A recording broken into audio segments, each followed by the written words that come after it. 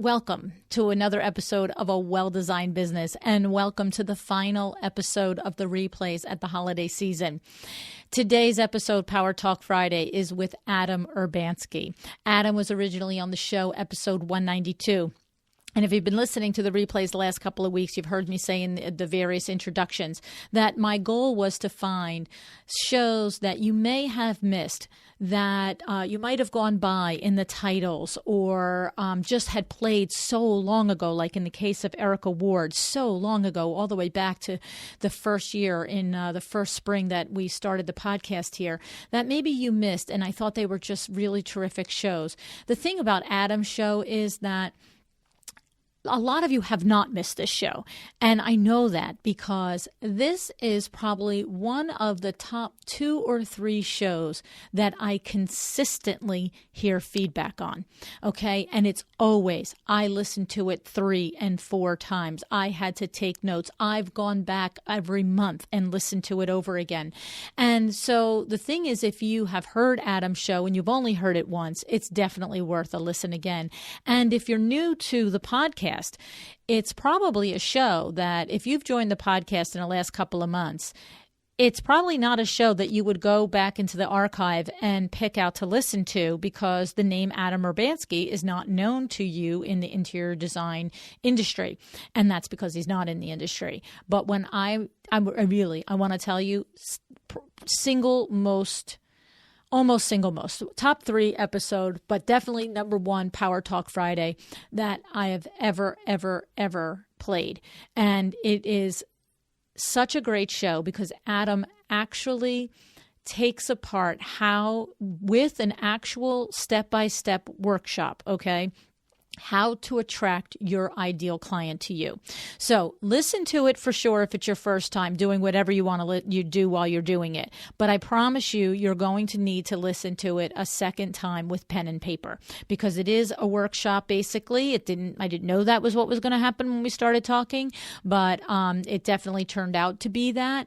And you let me know if you think I'm overstating the value of this show. I'd really, really like for you to reach out to me on Facebook or Instagram and let me know what you think. So on Instagram, I'm at LuAnn, and at Facebook, I'm at A Well-Designed Business. All right. So hopefully you're connected with me there anyway. You should be. Join the party. All righty. Okay.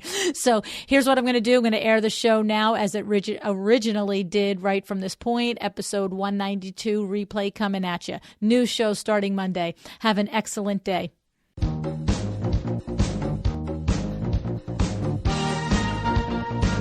Welcome to A Well-Designed Business with your host, LuAnn. LuAnn has a lifetime of experience building a multi-million-dollar business with her husband and cousin, and she knows the challenges you face in your interior design business. LuAnn brings you real-life answers to your most pressing problems, as well as practical strategies to explode your interior design business. So, let's get to the business of interior design. Hey everybody, welcome to another episode of A Well-Designed Business and Power Talk Friday. I have Adam Urbanski on the show with me today. Hi Adam, thank you for coming on the show. Hi, LuAnn. Thanks for having me. I'm very happy. Most of my peeps out there probably don't realize what a headliner you are, but in podcast circles and in online marketing circles, you are a big catch for me. So I'm very excited. Well, thank you. So, and just to let everybody know who maybe doesn't know who you are known as the Millionaire Marketing Mentor, and you are the go-to guy for coaches, consultants, and other service professionals who want to attract more clients, convert more high-value sales, build an authority brand, and grow a lifestyle business that makes bigger impact and generates more income. Your clients have often doubled, tripled, and even 10 times their business, sometimes in as little as 90 days.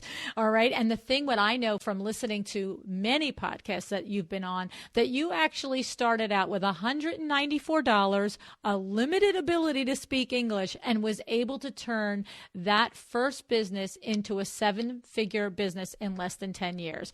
So I'm going to tell you what, I know that I'm sitting in the presence of a true expert here. And I'm very grateful that you're coming on and, going to share some tips with us and help my buddies out there, my interior design friends out there, do some of the things that you've helped other consultants and businesses. And what we've discussed is, I'm going to share with everybody, Adam, we had to take almost 20 minutes before the air, pushing the record button, because there are a dozen different ways that you really could help and influence my designer friends out there to have just a tweak, a something that could make their business better. And so we had to narrow it down because it's one episode, but we came up with, you have a thing that you call Dream Business Design Process. And what you do with this is you help us identify what we want to sell the most and how to sell to the most clients. And I thought that could be a good fit for the interior designers listening. Do you want to give us a little bit about what that is and how we're going to get started and pull this topic apart? Sure. Well, you know what? It's kind of interesting because just like you mentioned, our conversation, 20 minutes to just narrow down what the heck we want to talk about, right? Right. Now, that leaves so many possibilities out there, and one topic could relate to some of the audience, one topic could relate to one of the audience. So because this is a podcast, we're looking to please or appease or excite and inform the largest segment of your listeners. We're looking for a topic that would be of interest to all of them. But in business, it's the opposite. If you try to please everyone, you end up with no one as a client. And then, and we have to also factor in, where are you in your business? If you're completely brand new, look, you may be saying yes to everything just to get the experience and get some momentum going on. But the moment you start getting a little bit of traction, you want to start being discerning by what you offer and who you offer it to. You want to become a master of a very specific approach. That's what you want to be known for. Just to give you a little bit different from a different industry, but I think it might make a point clearly. Okay. I once worked with a translator who was fluent in 9 languages, and she was sort of mad that that no one was referring to her. So there are other people that only translate in one language, and when they need one of my languages, they don't refer to me, and I don't know why. And I said, look, they're threatened because you're a master of everything. So if they send you a client, you take that client for everything because you've got 9 languages. They have 1. Now, if you became known for 1 language, then all of a sudden you become referable. So that's the dream business design worksheet. How do we make you? That doesn't mean you can't translate for the other 8, but Right. you become well known for the 1. So what do you become well known for? Who are the type of clients you want to ideally do business with? And what do you have to focus on to bring those clients in? And this 1 6-question worksheet allows you to zero in on that. Oh, okay. So I will just tell you that we have talked about niching a lot on this podcast because we do understand the value of niching and how it can drive more business, just like your example with the woman who was a translator. But I think that many designers, I'm going to say I know, I still get questions on how do I figure out what to niche in. So I'm understanding that's what your little 6-point thing is going to help us try and get some clarity, right? A little bit. Okay. I think it's actually, it's parallel to niching, Okay. but it's not quite the same. So, Okay, if we could talk about, let me just chime into this, so when I first got started, I just wanted to help small business owners. And then I realized, riches are in the niches. Well, let's narrow it down. So my target market, my market became, and small business owners, my target market became service professionals. My niche, as I continued to work with clients and I was watching who is emerging, who is coming in, who I can serve the most, who I enjoy working with the best, became mostly consultants and coaches. And that does not mean that other people from other industries do not come into the mix, but that's the market I work with the most. And as time goes on, I became even more focused on business-focused coaches and consultants, right? Right. But then there was the last segment. So target market, niche, and the last segment became ideal client. And funny enough, LuAnn, for whatever reason, for the longest time, my ideal client, now look, I'm a high school grad, never went to college, barely speak English. And my ideal clients, people who were emerging and I had the best success with, were people who were very highly educated, typically at least one MBA, typically the MBA, one PhD, sometimes two PhDs. There were women who had grown-up kids, recently divorced, and they were highly educated, recently jumped a corporate career and wanted to translate the PhD into some sort of business. And there was another criteria. They didn't mind my thick Polish accent, and they laughed at my Polish stupid jokes. That is So a very specific ideal client, Adam. No kidding, huh?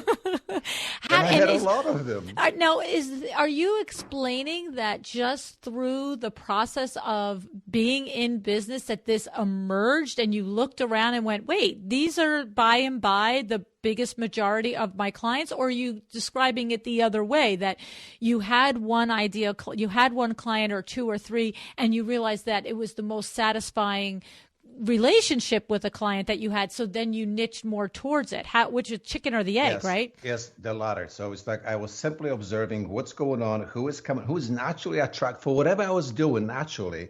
These were the people that are coming. And because I did enjoy working with them and I was getting them great results, I started asking, well, how do I multiply this? And then consciously, I started tweaking all my marketing, all my languaging, all my case studies, all my testimonials to feature those kind of clients.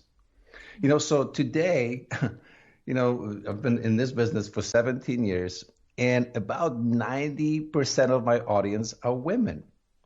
Right? I just did a 4-day training with, 90% of the audience in the room, women. And often I invite colleagues to speak on a specific subject, and they walk into my room and they take a step back. We're like, whoa, what's going on here? Where's all the dudes?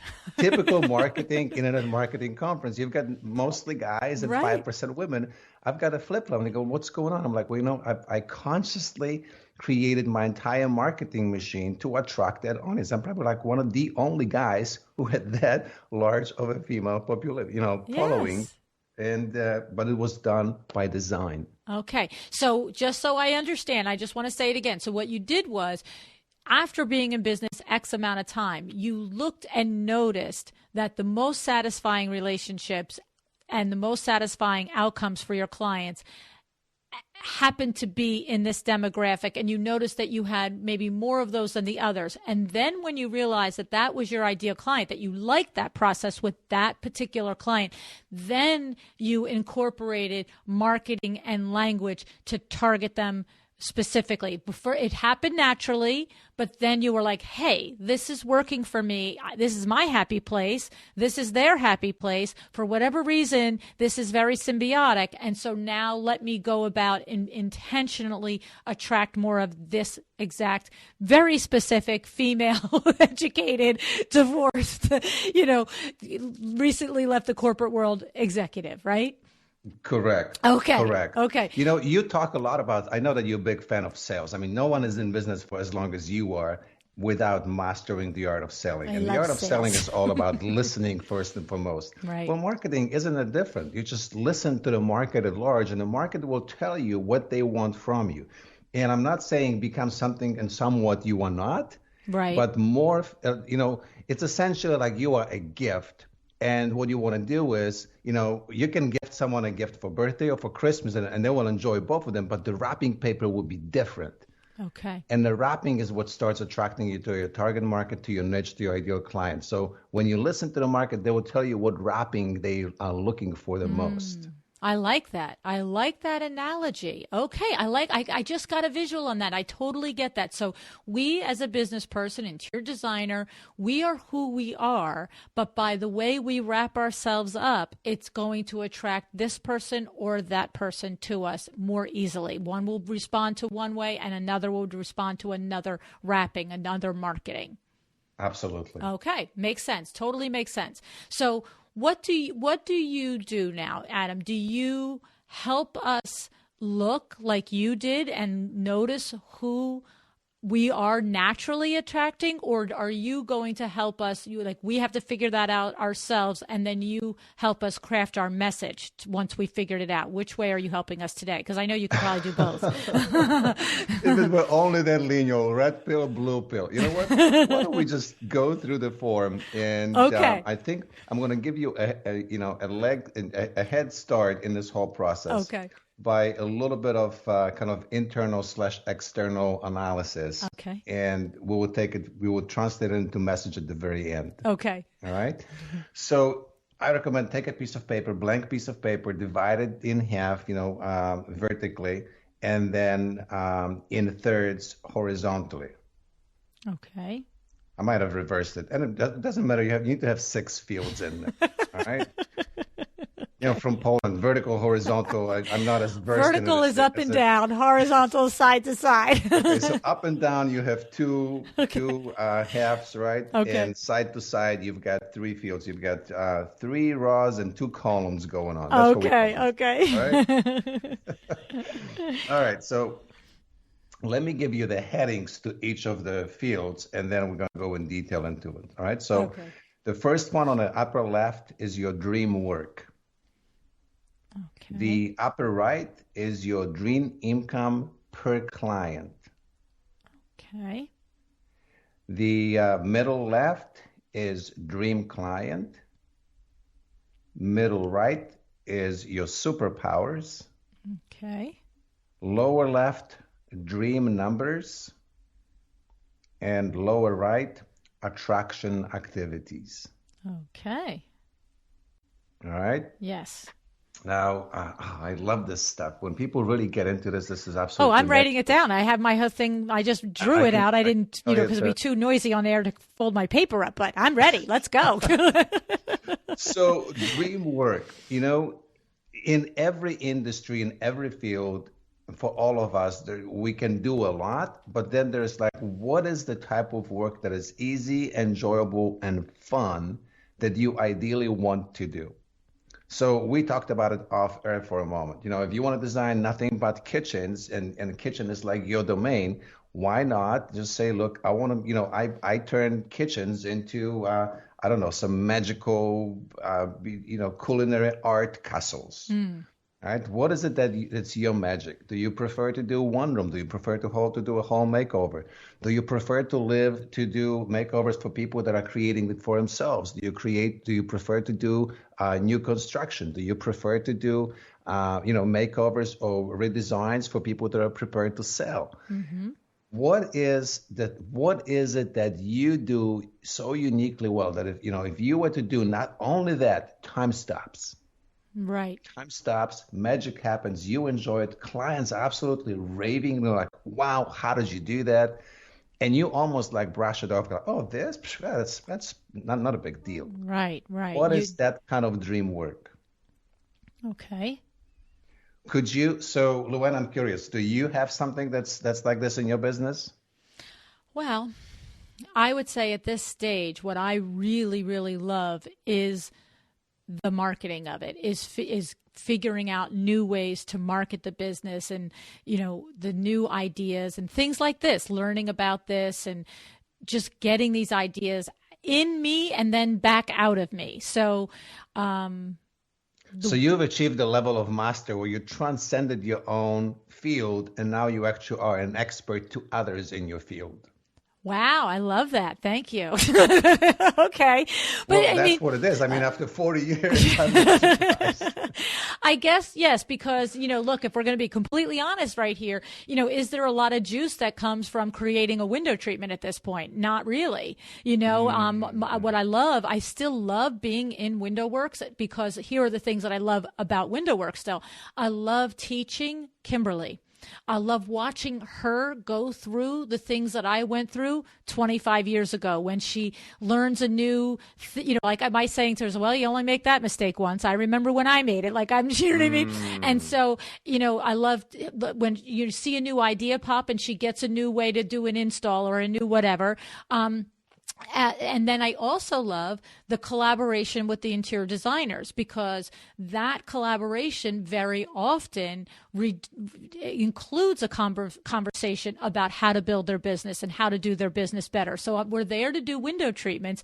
But at this point, I guess it is because after 30 plus years, I have some experience and they're picking my brain for it. So the actual, let's, create a beautiful window treatment has sort of become, I can do that, but this is exciting to do. Let's do this.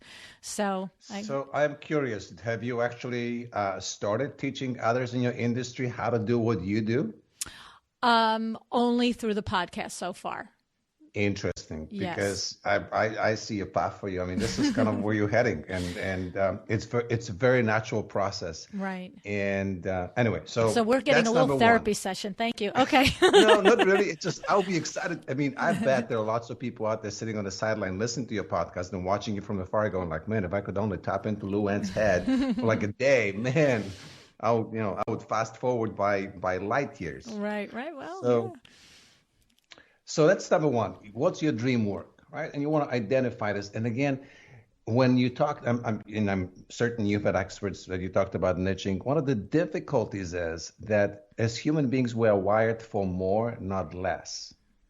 And sometimes we feel like, oh my God, I've got so much. If I just narrowed it to one thing, I'm leaving opportunities behind. And it feels counterintuitive.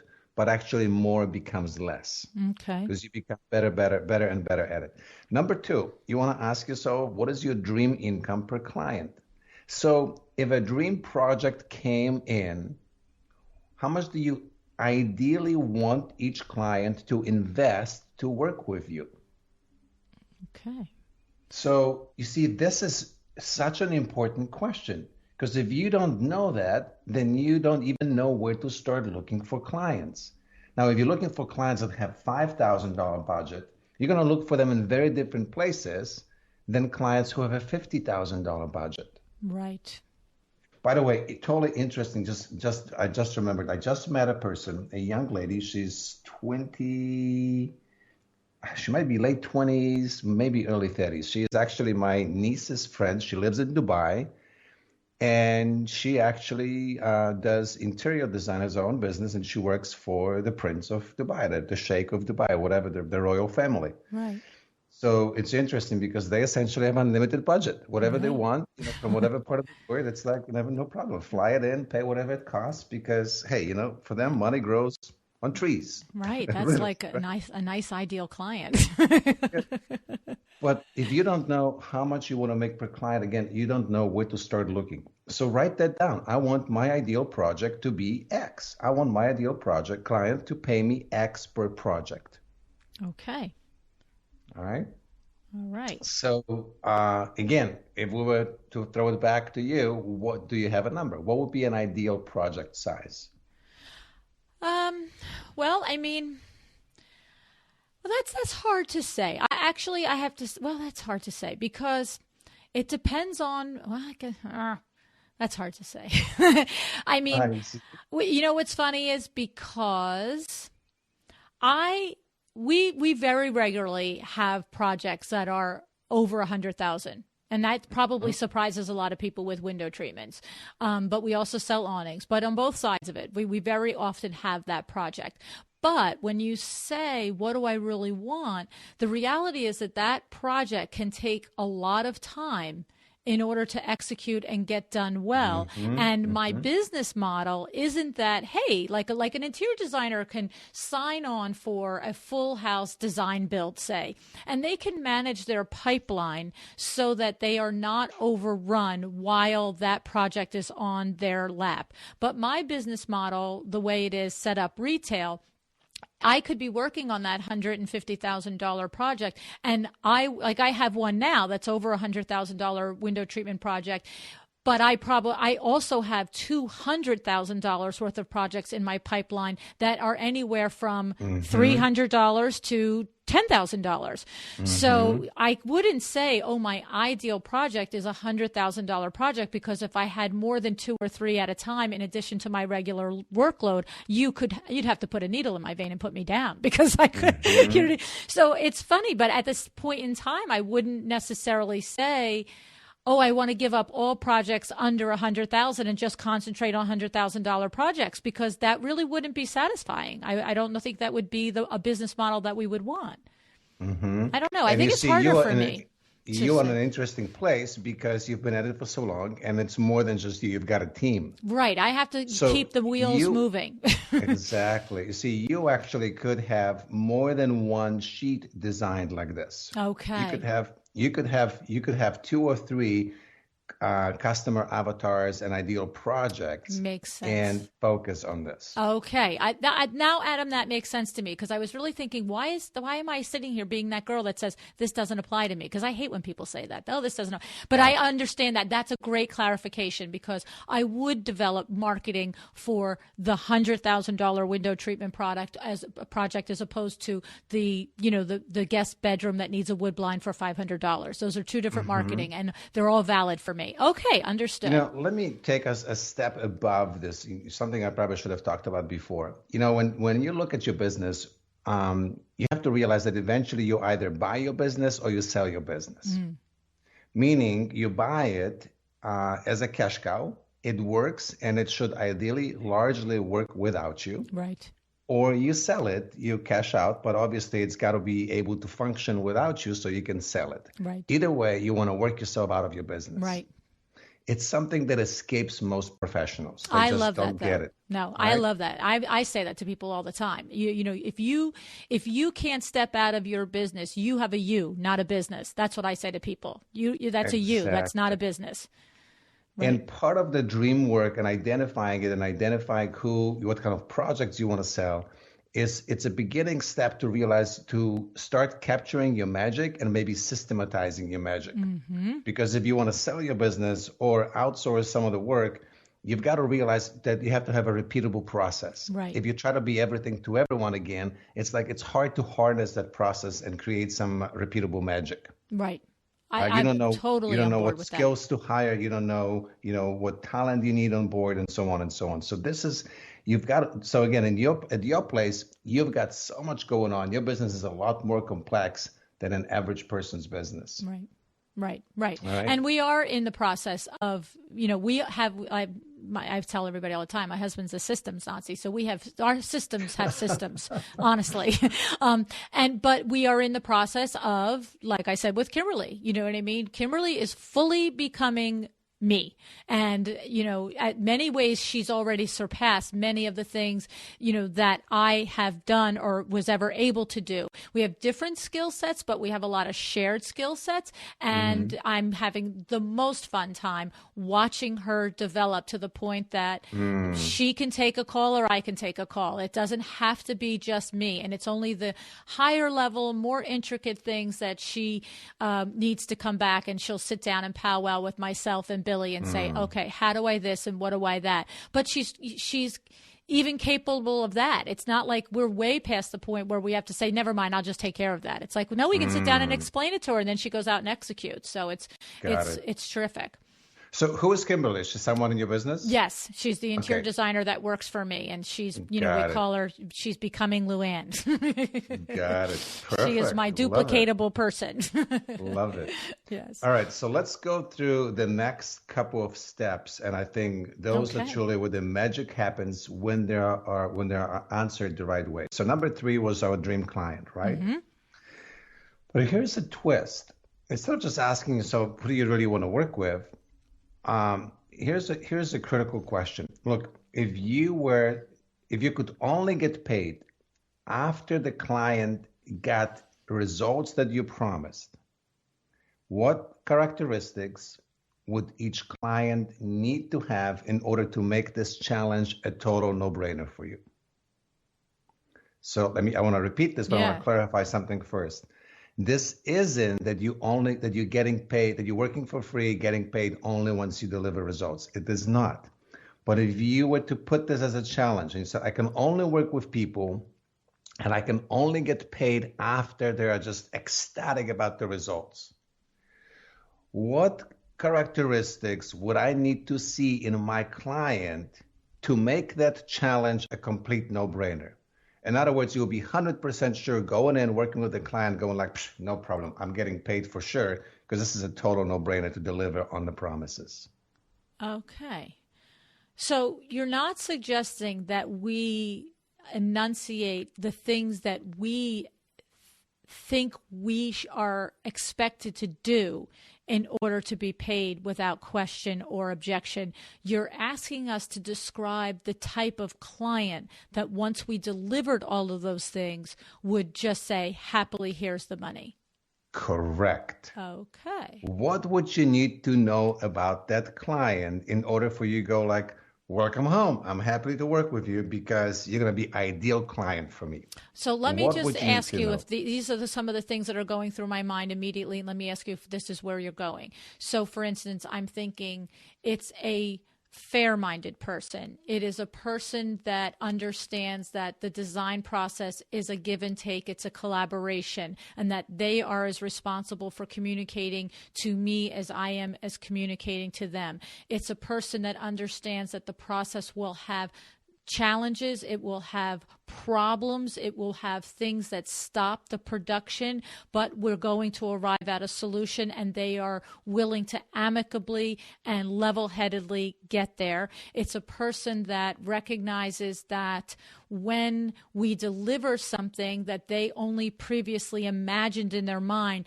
they have gratitude for that and understand what all of it took on the back end in order for me and my team to produce that. Am I on the right track? Are these the kinds of things? Because that's what I want. Absolutely. You see, this is where the magic happens. That this is way beyond the niche. Yes. It's really looking at characteristics of an ideal client, but then you want to start asking yourself, how can I decipher that that's who the person is? So like some of the things you mentioned is, they need to be solution oriented. They need to be a great collaborator. Right. They need to have probably at least somewhat of a vision. If they can't, or they need to be great communicator. Right. If they can't communicate, you can't read their mind.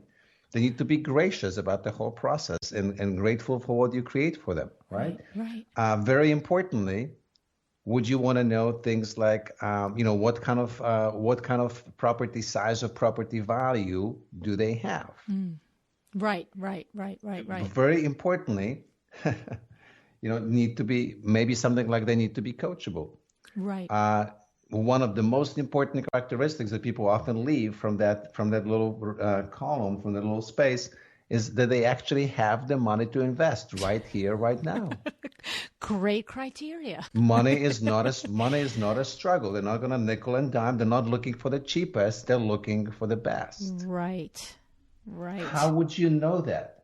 So, for example, if you walk into someone's house and they live in a wealthy neighborhood, but they drive the cheapest car, they're probably very budget conscientious. Right. And that doesn't make them a bad person. It just makes them, and it might be somebody's ideal person. Somebody might prefer the person that, like, I'll tell you an example. It's funny is when I went to get my last new car, it's 2 years ago now, I wanted a Prius. And I can't tell you the number of people that said to me, you can't drive a Prius. And I was like, why not? And they're like, you're in business 30 plus years. It's a multi-million-dollar business. Like, there's an image, there's a thing. Like, you can't do that. And I was like, guess who's getting it? Because I was out of my mind putting $50 worth of gas in my car every single week. Now I put about $30 in every 5 or 6 weeks. And I love that. It's not, and it's like, it has nothing to do with being able to afford it. It has more to do with now I have $80 that I can spend on something else that month that will move my business forward or, bring my family some pleasure or some joy. And it's the tiniest little thing, but there were people that discussed the image of that with me, and I was like, whatever. So the thing is that's a whole different conversation, because you've reached a place in your business where you don't care about being liked, or you don't care about what people think, because you know who you are and the value you bring. That's a beautiful place to be in. And I wish that there was a pillow we could, give to other entrepreneurs to get them there faster. Okay. Well, anyway, see, and I was relating it to not just necessarily judging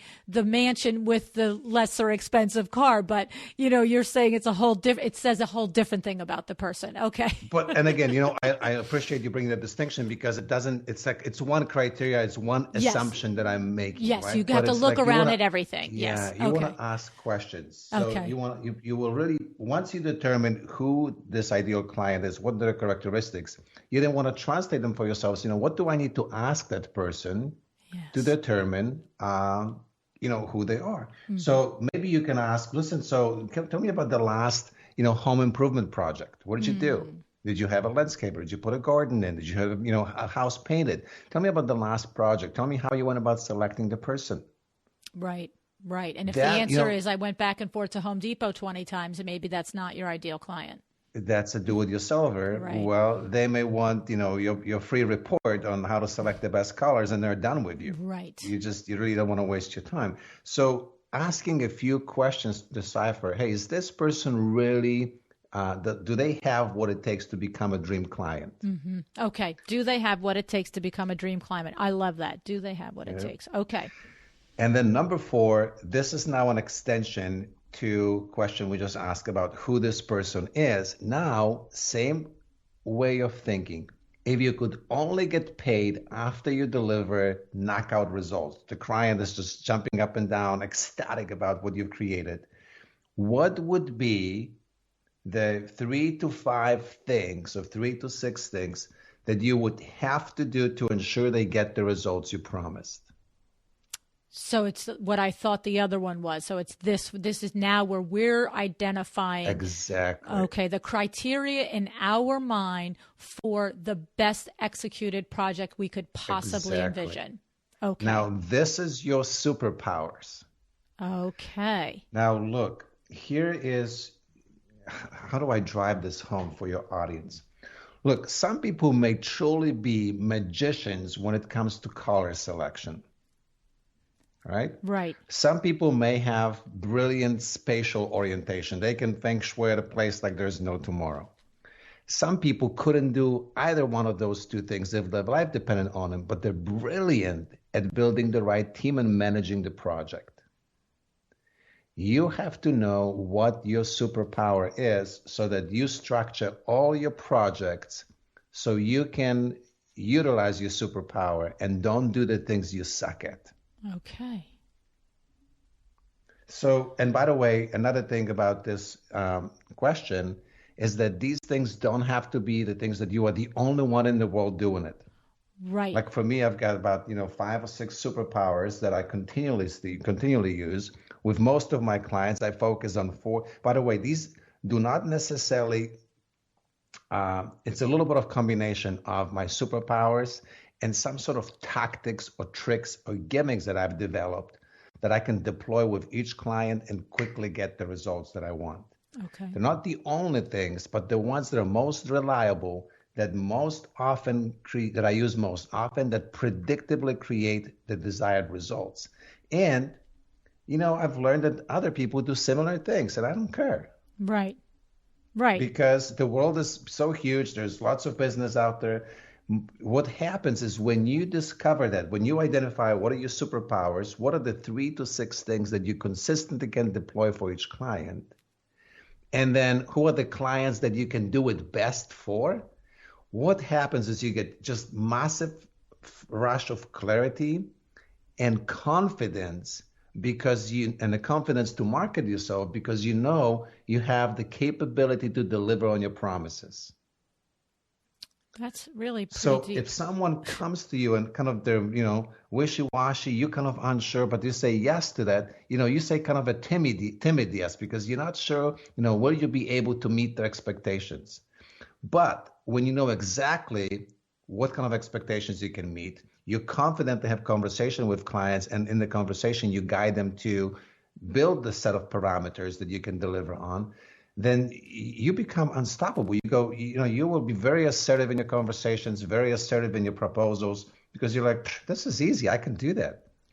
Okay, so let me just see what I'm understanding here. So what you're saying is, if we use an example of a designer, if a designer is going to say, what are the 3 to 6 things that we started with the criteria that I feel must be completed in order for me to judge a project as successful and an ideal project. Okay.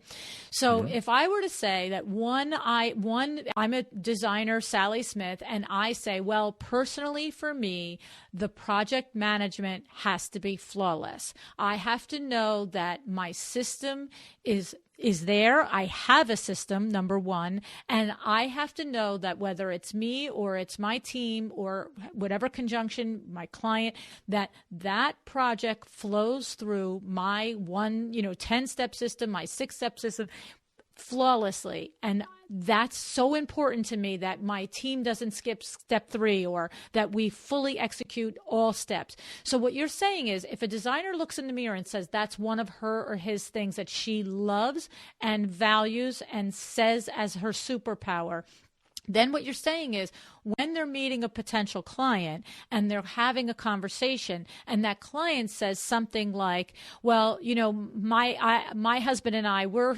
very organized people, and I'm curious as to how do you guys handle a project and what's the communication like? You're saying because the designer is already understood, evaluated, and realized that this happens to be one of their superpowers, they just jump right on and go, oh, we're speaking the same language because my this and my system that, as opposed to just going, oh, well, I have a system. Like they own it differently. Is that what you're saying? And then when they hear it coming out, okay. Yeah, there's actually another part. Once we build this, then we can take their number 3 and number 4, and it's translated into an approach we call a blank page pitch. Okay. And this is where you have conversations with ideal prospects, and it's so easy to guide them to a yes. And it's so easy for you to say yes to them. Like for me, sales conversations are really interviewing clients for a fit. Right. Are they a fit? Are they Right. not a fit? Right. It's a complete reversal to how most people view sales. Right. My clients don't come to us for me to sell them. My potential clients come to us for me to evaluate them, whether or not I am willing to take them on. And if it's a yes, it's because I'm 100% confident I can get them the results they want. And if I'm not, then I'll either tell them and we both agree on some lower criteria that I believe I could meet, or I will tell them, listen, I love you. You're an amazing person. I'm not the guy for you, or you're not the client for me. Right. And I love that. Yeah. Because that's, we do talk about this a lot on the show about, having the strength and the courage and the conviction to walk away from a client that's not your ideal client and refer that person to a colleague, but not at such a level. It's almost like it's been a higher surface, a more surface level conversation.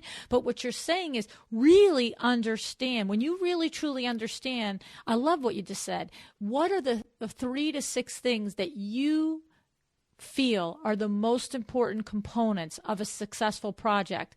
Whether you, like you said, it might be what I do. Like for me, one of the most successful components that is absolutely non-negotiable is that the installation is done the very best it possibly can. My window treatments and my awnings are installed to the point that someone can call me 5 minutes after an install, and this has never happened, but they could call me at 5 minutes after an install and say, this whole install was, a mess. Nothing went right. Your installer and I'm like, you're not calling about my company.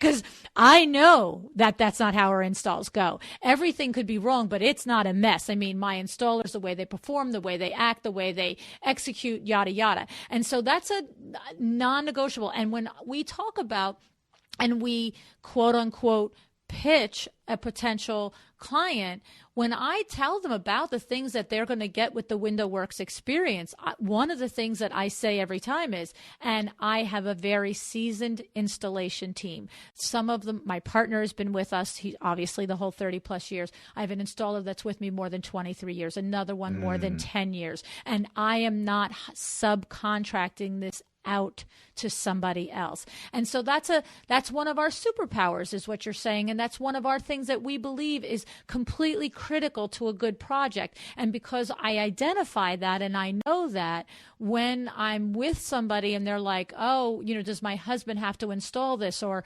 is installation included? I go right to all the features and benefits that come along with that superpower. That's what you're talking about, right, Adam? Exactly. And we are just scratching the surface of it because of the time.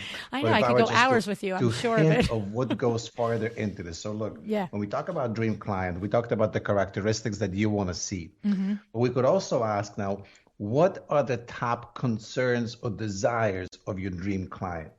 Okay. Right. So, for example, concerns would be finishing the project on time and on budget. Right. Nothing really magical, but it is.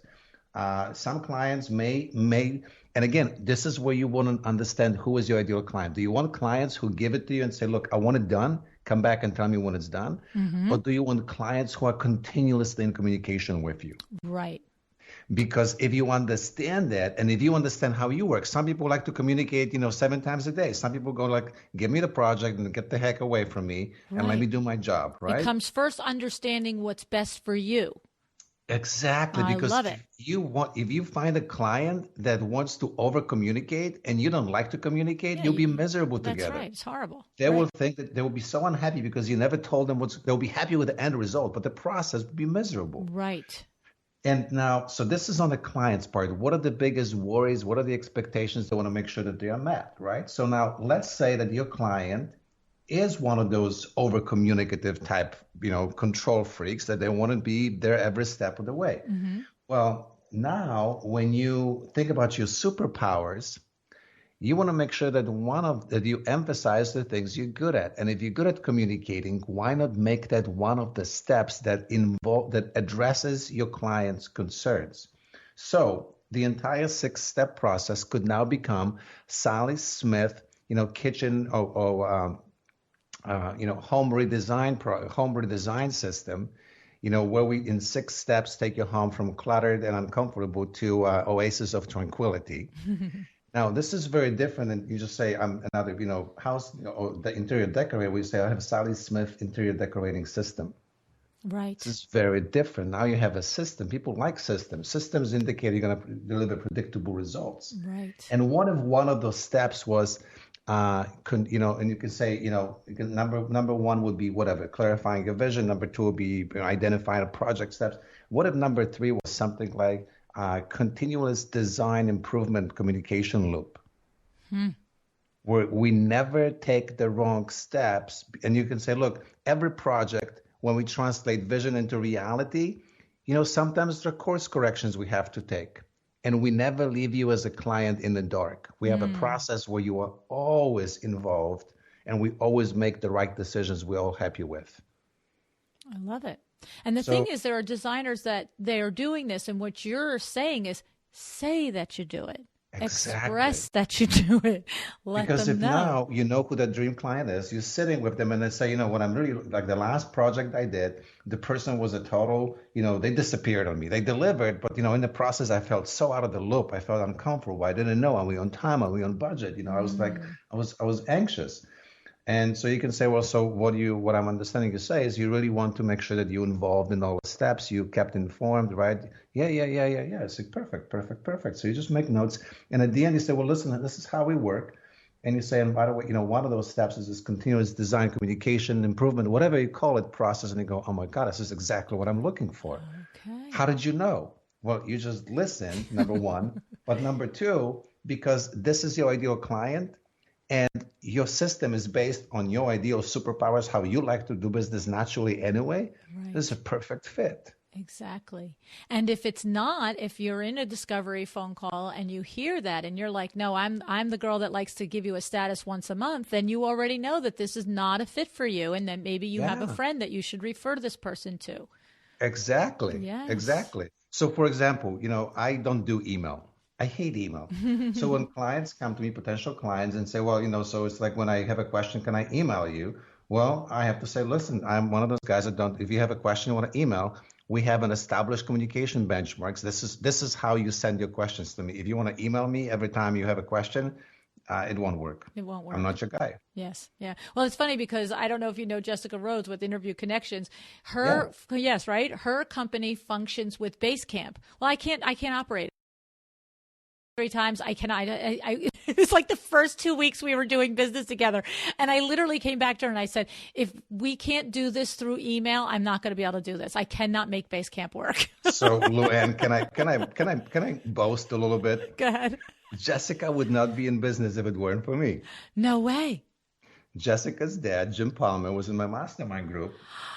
And he was selling very specific thing. And he said, this podcast thing kind of, he was traveling all over the country. I said, dude, why don't you just, get busy and get on a podcast a day if that's what it takes. And, Jessica had her first child and kind of didn't know and what to do. And Jim kind of roped her in to do this. Right. And that morphed into an entire business it's because she amazing. created a system about it. I'm like, that's great, amazing. Perfect. I knew the story how Jessica started in relation to doing it for her father, but I didn't know how he started in podcasting and how it all stemmed from you. That's interesting. Yeah, I love it. Like, that's the power of a mastermind, right? That's the power of a mastermind. So that's the truth. So, and she could have come back to our point. She could have come back and said, our company will only, you can only interact with us through Basecamp. I'm not a fit for you then, is what you're saying. Somebody who only wants to communicate. Right. Exactly. So, but fortunately and thankfully for me, she was like, all right, fine. We'll do it the old fashioned way with email.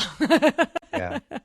And this is not this entire process is not to make you so rigid that you're completely not flexible. Right. But just be mindful that every tweak you have to make in your overall proven system creates potential for breakdowns.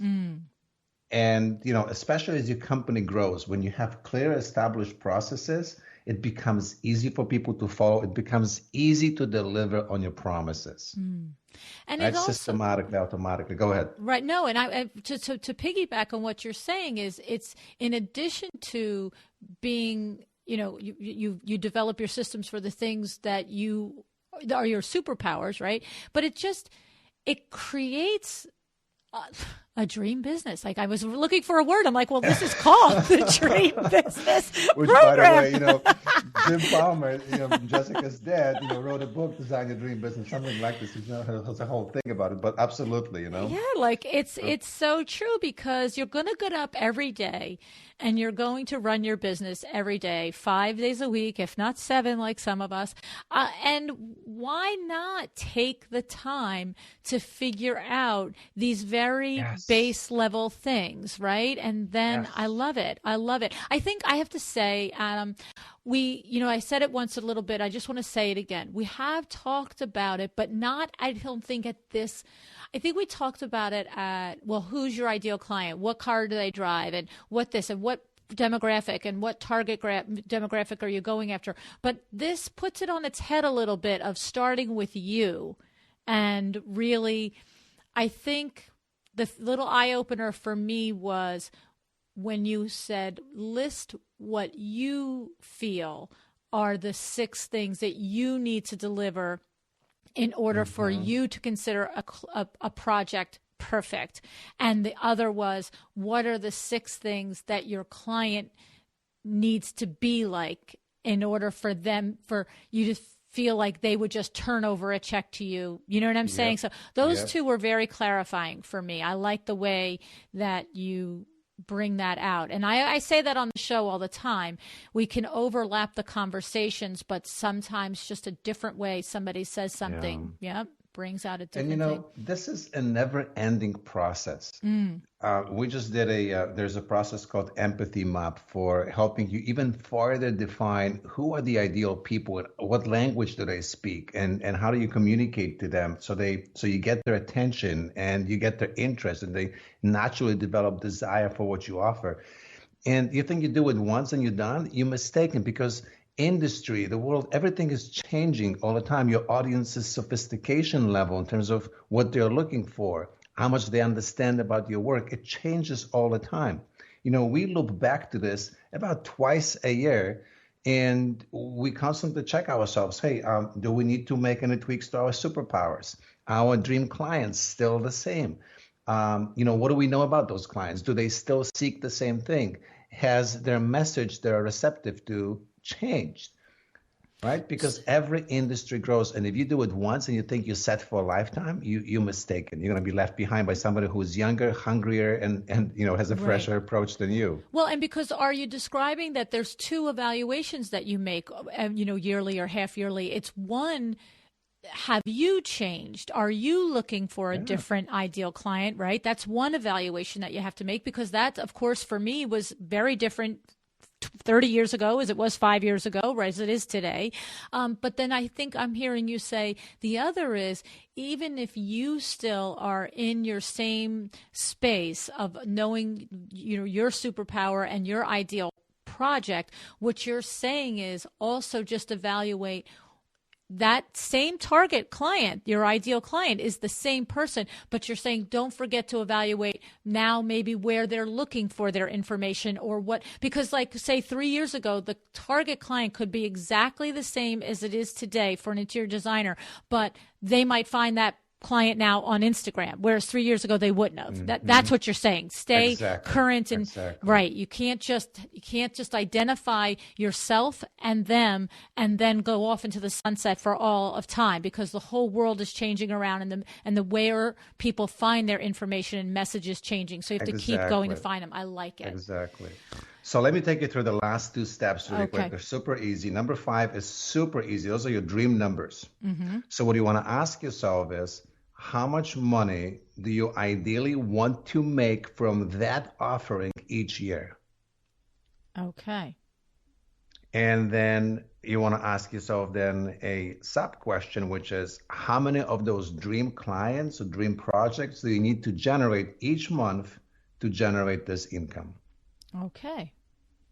So, you had your numbers from number 2, your dream income per client. Now you want to ask yourself annually, what's the total I want to generate from this project or from this kind of offering? And then how many of those dream clients do I need to generate? Okay. And again, in some industries, and for some of people listening, they may go like, I want $10,000 projects, and every project is kind of a cookie cutter. Pretty much every project is around 10,000. For some, it may be that you have a range between 15 and 25,000, or 5 and 10, or whatever it is. But approximately, you can approximate it as close as possible, so you actually have a little bit of a path. You start translating them to the number 6 becomes, what are your attraction activities? What 3 to 6 marketing activities you need to focus on daily, weekly, and monthly basis? Because marketing is not a one-time activity, it's a process, right?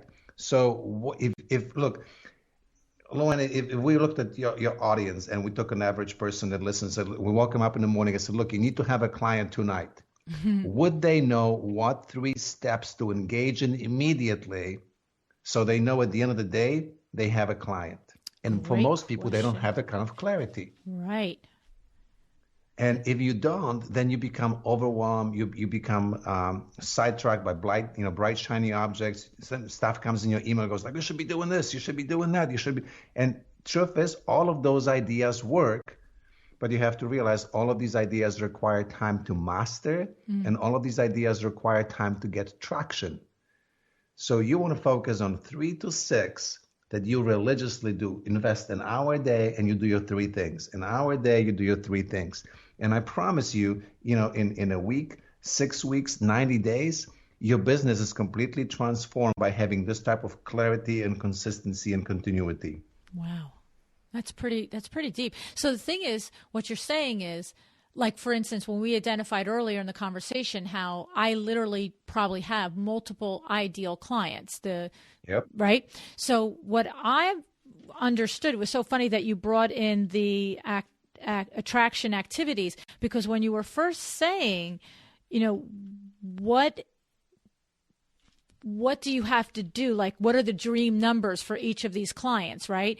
For me, I'm thinking multiple. What is the dream number that you want to get from each of your ideal client? I immediately went to, if I were going to identify the high-end luxury interior designer that I only get $100,000 window treatment products, I would market that differently than I would to the person that is in Livingston and needs to do their guest bedroom. But then what I further said to myself is, and I need to think about devoting my marketing dollars in that ratio too. Hello. Right? So LuAnn, look, this is where let's just make it even more clear for people.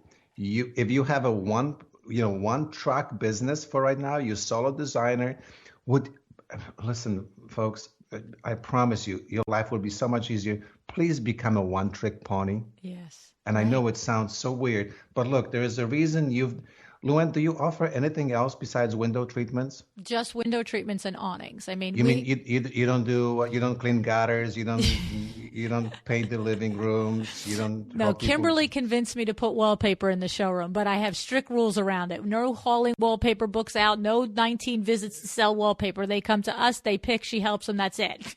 That's it. Become a one-trick pony, and people will become clear what to come to you for. Right. Now, there is not to say just like you edit wallpaper. Once you have them in-house, there are a couple of things that are peripherally related, and if you choose to bring them in, great, but be careful not to lose sight of your core competency. Right. But now here's where I'm really going with it. So let's say that in your business, you are beyond one track sale, meaning you have different tiers. Revenue, you have different tiers. So one of your sheets could be designed for $100,000 projects. Right. And you could say, look, we want, 10 of those a year. Right. We want 10 $100,000 projects a year. What does it mean? What do we do for $100,000 projects? Who are the ideal clients? If we want, if we want $1 million revenue from that, that means we need one a month approximately, right? What activities do we need to involve to land one of those a month? And then you start thinking, I need to have this many leads, I need to have this many proposals, or whatever, however your sales process works. Right. But now check this out. You've done this, and let's say that you did this 3 years ago, and you're doing this great. Now 3 years later, you repeat the process, and you ask yourself, wow, this is still great. I still want to have $1 million revenue from that. But you know what? I would love to show other interior designers how I do what. This is now my passion. I love this marketing. I've grown. So now I have a second dream business design worksheet where you say, look, I love this marketing thing. I love to take interior designers and turn them from, struggling wannabes to thriving and interior design entrepreneurs. Right. And I want to make $10,000 per client.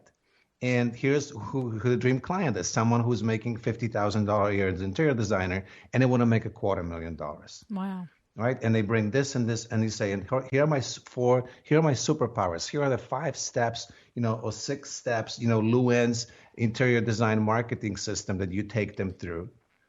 And you want to make, $100,000 a year this year from it. So you're looking for 10 clients, right? Mm-hmm. And what are the activities? Right. Right. And the designers can relate this to their businesses too. Maybe, it just is. I love it. I love it. It's just getting very clear. And we say it all the time, but this is, Adam, you're very clear on how to get clear.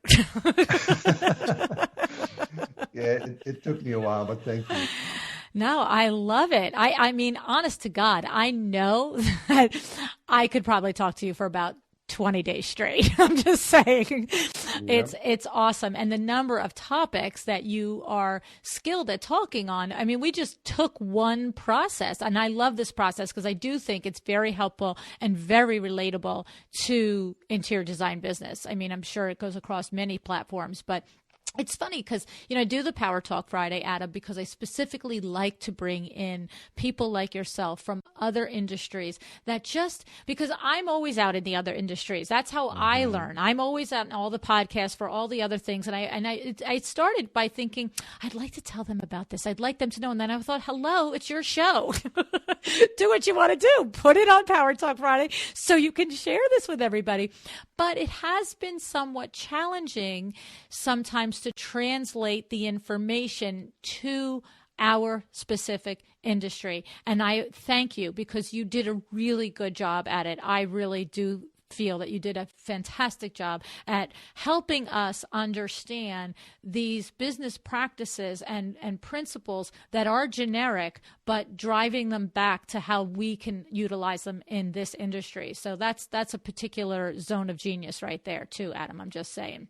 Well, thank you. I appreciate this. And, right back at you, LuAnn, I think it's so commendable that you bring this information to the industry, because it doesn't matter if you're speaking to interior decorators or designers or consultants or coaches or insurance agents.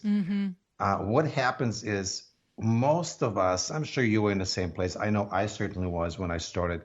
I was what Michael Gerber, the EMF guy, calls the technician suffering from entrepreneurial seizure. Yes. It's like I was good at something, and most people think if I just get better at the interior, if I just get a couple more designations, if I just get more training on the color palette selection, then people will be flocking to me. Right. No, you have to become better entrepreneur, better business owner. Right. And your business will only grow as fast as you grow as a person, as a human being. And for most entrepreneurs, they focus too much on tactics, and they look at the colleagues in the same industry and copy the tactics. What you really want to get better at is become a business strategist. Look at the big picture. Look at the psychology of human behavior, and just become curious about people. And one of my successful clients nowadays just spoke at one of my events, and she said, when I started, I adopted this philosophy: people first. People first. I'll listen. I'll be tuned in, and people will guide me what they want from me, how they want, what wrapping they want to put on my gifts. And it takes courage to do that, but when you do that, magic starts happening. It's awesome. It's so awesome. I'm so grateful to you. I have to tell you, I truly am. I hope everybody liked this. Even if they liked it 1/10 as much as I did, we're good. Thank you so much. Now, just before you go, though, tell people how they can learn more about you and what you're doing and the coaching that you do and all the stuff that you've got going on. I appreciate this. I always make a joke. Just look up Marketing God, and I should come up in Google.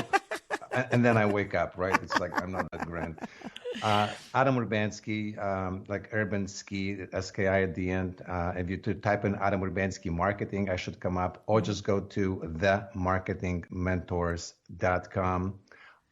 Look me up. I love Facebook. Look me up on Facebook. If you listen to this, send me a message to say, hey, I listened. If something stood out, send me. I would love to hear from you. Oh, that's fun. I love talking to entrepreneurs. Oh, thank you so much. I can't tell you how happy I am that I had this conversation with you. I just feel so fortunate. Thank you, Adam. Thank you, LuAnn.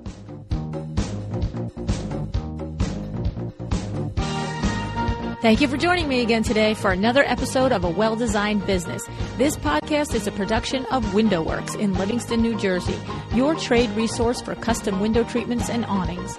Learn more about WindowWorks at www.windowworks-nj.com. All of our music is original music by Room 2 Productions. Please contact us if you want to learn more about original music for your business or your events.